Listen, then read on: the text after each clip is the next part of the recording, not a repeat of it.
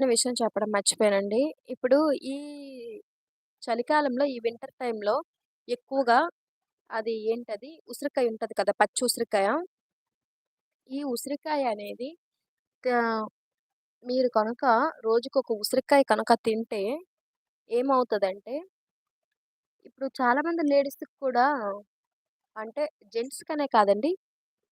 లేడీస్‌కి ఎక్కువగా మెయిన్ ఒక 100%లో ఒక 90% లేడీస్‌కి ఎక్కువగా తెల్లబట్టు సమస్యతో చాలామంది బాధపడుతున్నారు కదా! వైట్.